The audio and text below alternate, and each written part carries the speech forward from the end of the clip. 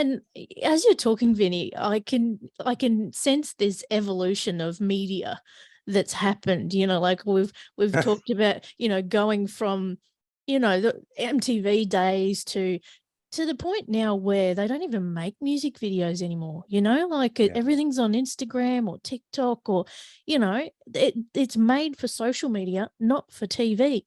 Like, so this evolution is happening. Yeah. I mean, for you, what do you think's next?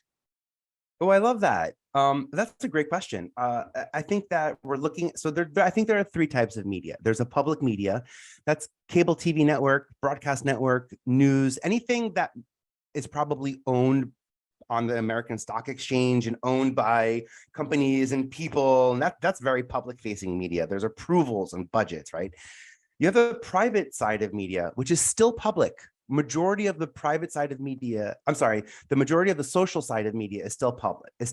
Meta is a public company. Instagram, these are publicly owned companies. What will be interesting in the social space is when we get a little bit more of a sort of centralized and decentralized platforms, where when I want to put out content, I don't have to put it out on Instagram for it to go out everywhere. Podcasting is a great form of decentralized content. So if you hear these words centralized and decentralized out there, and you're like, well, I always get confused about this. Think about a podcast as an audio file that you put that you probably put on a website, on a hosting provider. You put it someplace where your account, where you have ownership over it. It's centralized on your account, and then you connect it, right? It's RSS feed. You connect that to Apple, and you connect it to Google. So in a lot of ways, it's decentralized because you're the sole person who's providing that fact, but also you're now giving it out to people who don't have control over, but over wanting it, they have control over getting it. That's decentralized, the ability, right?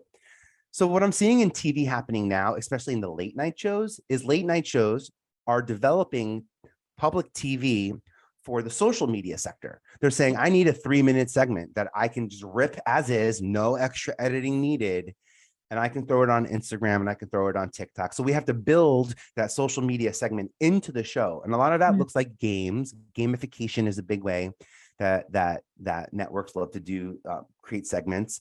So then they forced the late night shows to start creating unique gamification segments. It's not just Hollywood Squares and tic-tac-toe and win, lose, or draw. The games that we don't own, create a new game. And James Corden comes up with Carpool Karaoke, and Ellen comes out with the game of games. And now you've got these businesses that are developing smaller businesses in them that are able to leverage that, create a new project and expand. So to answer your question, knowing that broadcast is trying to get into this like sort of narrowcast world of social media, I think that the future of what's happening, I think the TV actually hasn't had its final day yet. I'm excited to say this. We understand broadcast. We know that like when the world watches the Super Bowl, we all kind of know what happened in that game. Otherwise, political events or disasters usually are the things that tie us together, or holidays, but even then the holidays on schedule, and that's a whole different thing. So it's a whole different mechanism that is there. But if you could take broadcast, which has the ability to take a show and show it to Nashville, New York, and Australia, and run different commercials and run different edits of that show, then you could understand how television has the ability to pick and choose who sees what they see. Right now, a lot of that's geo-targeted. Communities that live in New York are going to get local New York businesses. Well, what about when we don't care about local anymore? Because your services in Australia are just as good as the services here, and the results are probably even better. So why should I only get stuck watching? By the way, all y'all get really good commercials. Y'all get like big movie stars from America who won't even be in commercials that are seen in America. Like, I can't wait to see this for myself, right? Imagine narrowcasting, podcasting, social casting through the broadcast mechanism.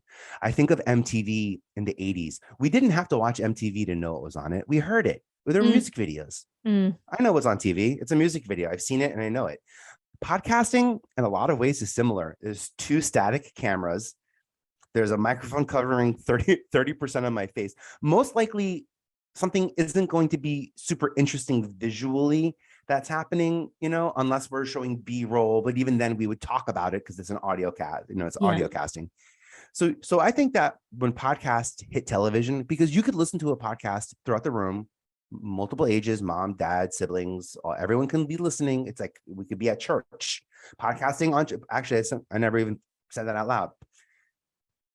Church podcasts and television might be a great future of Sundays for families to have community, where you have multiple communities gathered by a television in real time, experiencing something as a community, but have the flexibility of space. So to answer your question, we're already seeing it, but it's in like what we get to see soon on our TV.